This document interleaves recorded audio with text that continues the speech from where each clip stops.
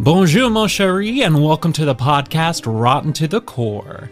If you are a current listener, thank you for returning to our history lessons. If you are new, well, this is a podcast about history and about people who were rotten. Now, that definition is pretty broad, so some episodes will be lighter and some will be pretty dark. Check out our episode, What is in a Hot Dog, if that's your bag. Either way, we will take a bite out of their rotten past together. In our lives, we all go through our good times and our bad. I believe that, yes, even though the good times are excellent, well, we learn our biggest lessons at the low points. And I think the same with our history. I'm your host, Josh Waters, and let's learn a lesson today about ego in the Frenchman named Jacques Mesrine.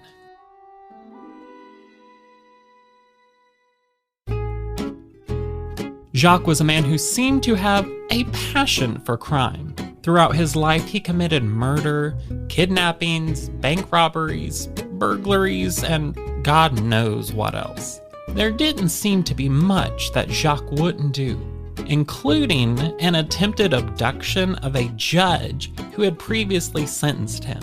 Right off the bat, can you imagine the ego of this man? He didn't care about the repercussions, or maybe he thought he was untouchable. Either way, he must have been at least 50% testicles. He was also a great escape artist and repeatedly would break out of prison and even loved to mingle among the public when he was internationally known as a criminal. How, you might ask? Jacques was a master of disguise as well, earning him the name Man of 1,000 Faces. The public largely viewed him as a Robin Hood type figure, and he had much support for his future success in crime. He would also usually have a glamorous sidekick, and the public was hooked on reading about him and all his endeavors. There was even a movie made about him in 2008 simply called Mesrine. Born from a blue-collar French family, Jacques Mesrine came into the world on December 28, 1936 in Clichy, France, near Paris. His parents were able to work their way up to a comfortable life from their humble beginnings. His first known trauma came at a young, unknown age when he witnessed a bloody massacre of villagers by German soldiers. I couldn't find out details of the event, but we can imagine what it would do to such a young child's mind.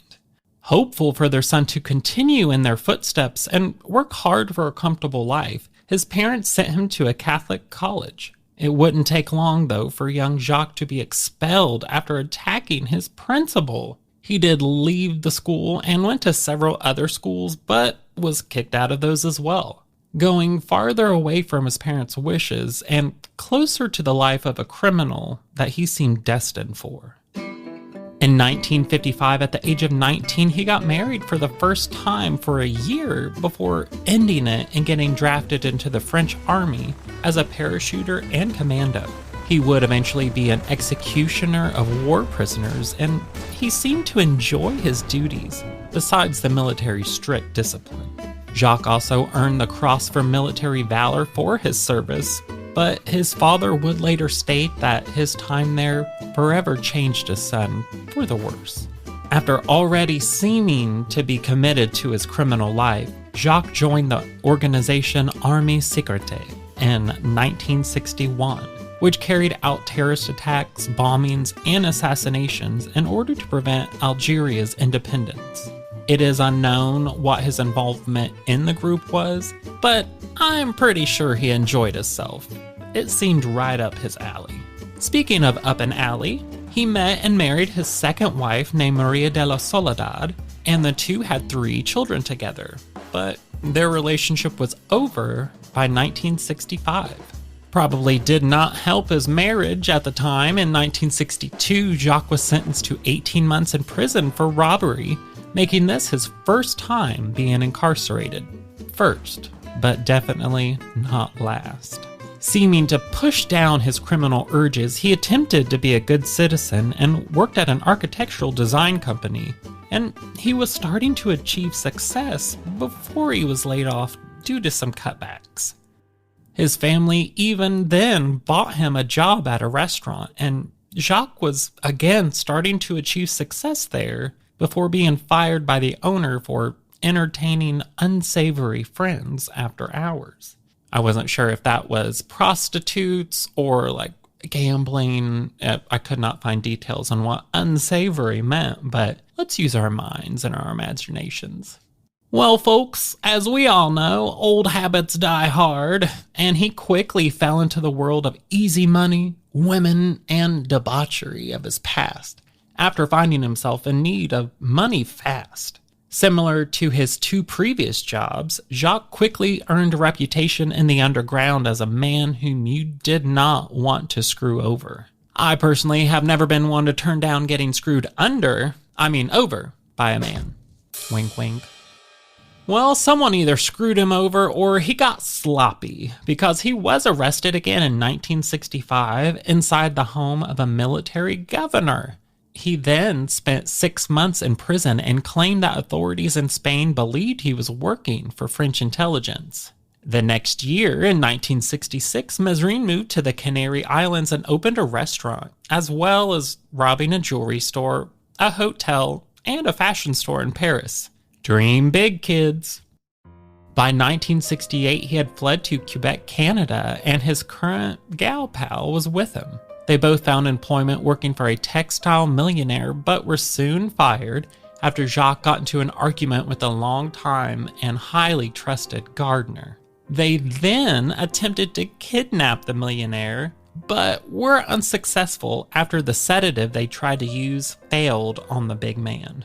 By now, Jacques had entirely accepted his life as a criminal, and him and his girlfriend fled to the US. The two found refuge there with an elderly woman, Evelyn Lebouthiere, who was later found strangled in her home on June 30th, 1969. Bless her heart. A few weeks later, the pair were arrested in Arkansas after an accomplice from Quebec ratted on them. Good for you, buddy. Good for you.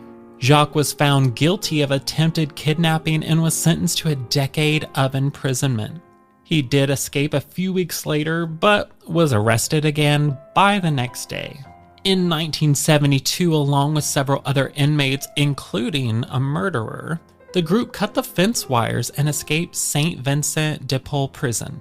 Mesrine and the murderer, Jean-Paul Mercier, went on to rob several banks in Montreal, sometimes a few in the same day. Carrying resentment for his treatment while in prison, Mesrine and Mercier attempted to overpower the prison that they escaped from on September 3rd in order to help other inmates escape. The prison had been beefed up with security after their escape, and the duo stood no chance against them with their completely ego-fueled escapade. 2 guards were seriously injured, and Jacques was shot as well before they retreated.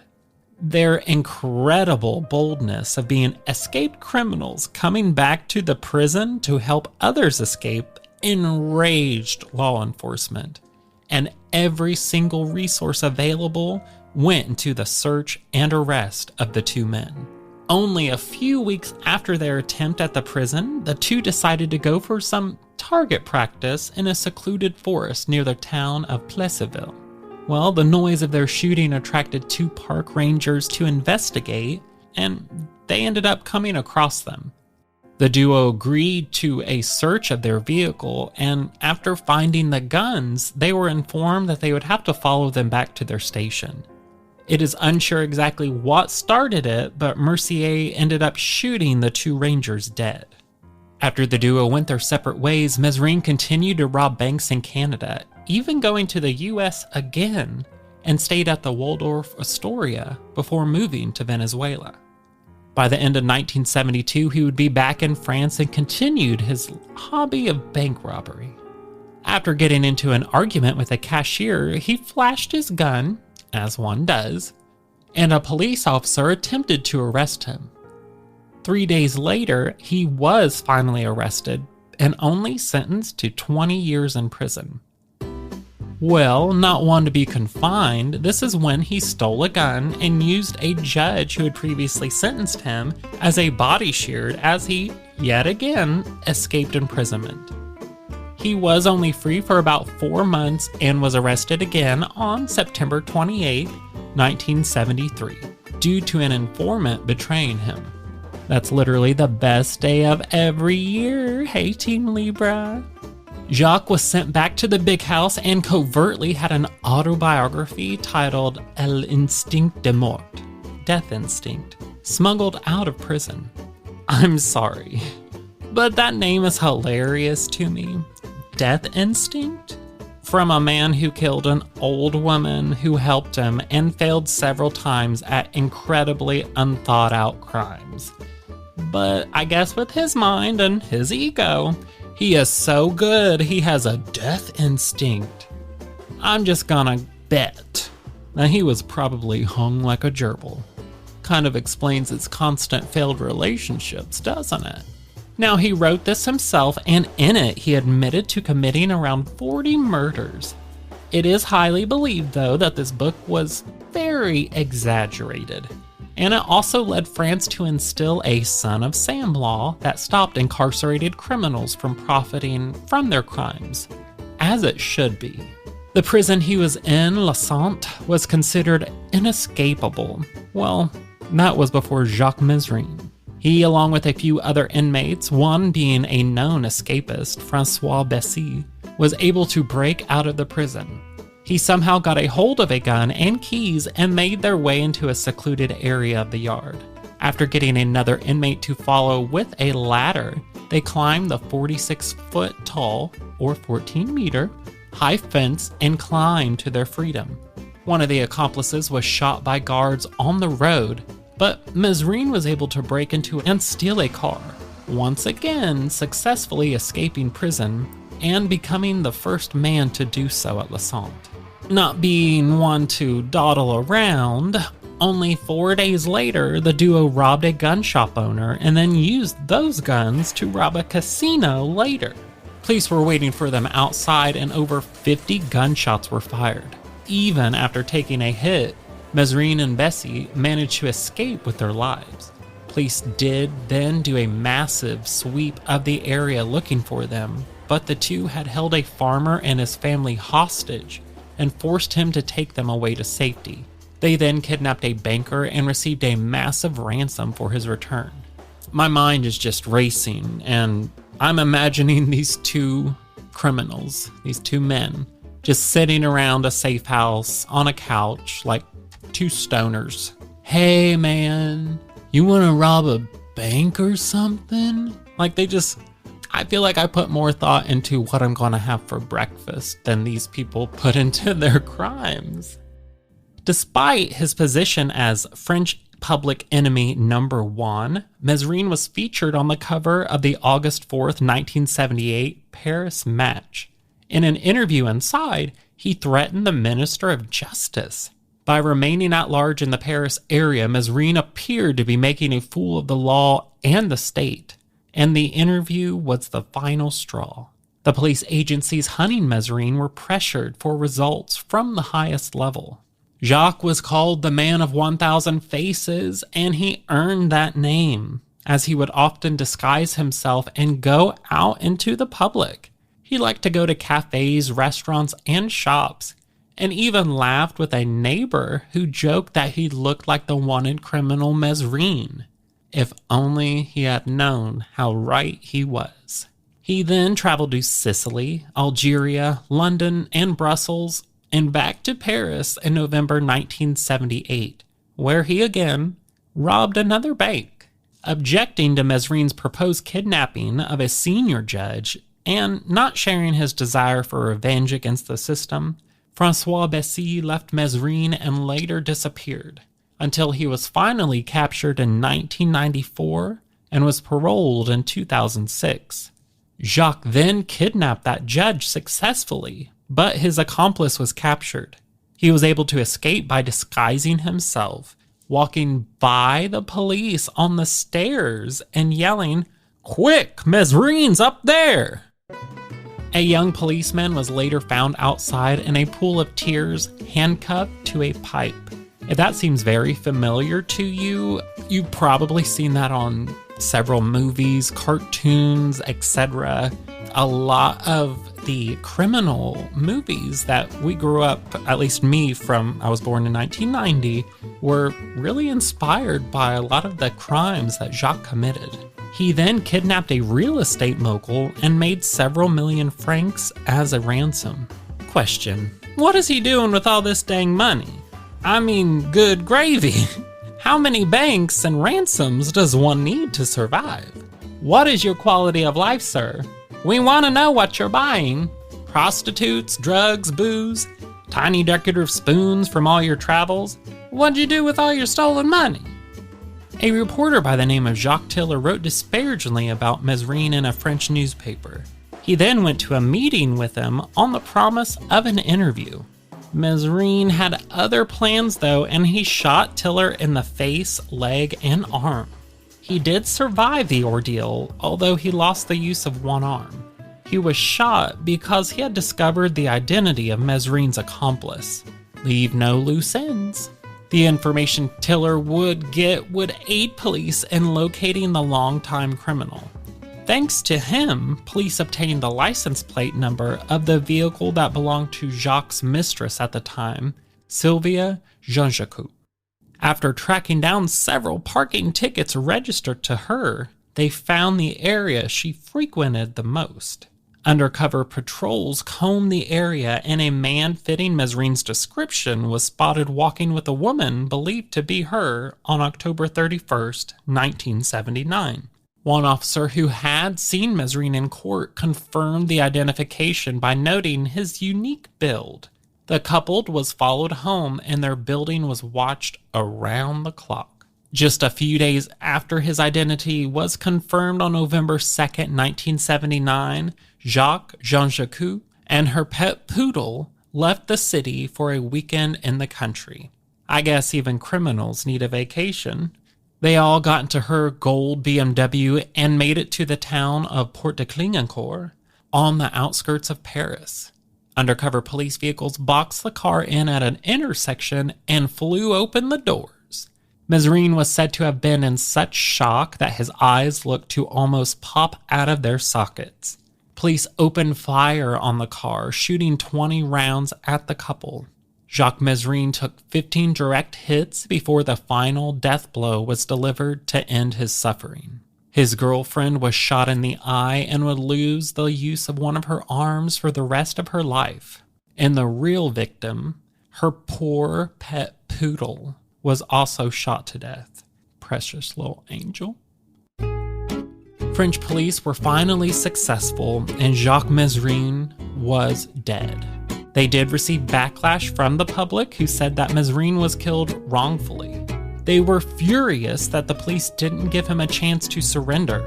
Police stated, though, that Mesrine had said countless times that he would never surrender himself willingly, and that he had a gun and 2 grenades taped together and triggered to, if you pull one pin, they both just blow.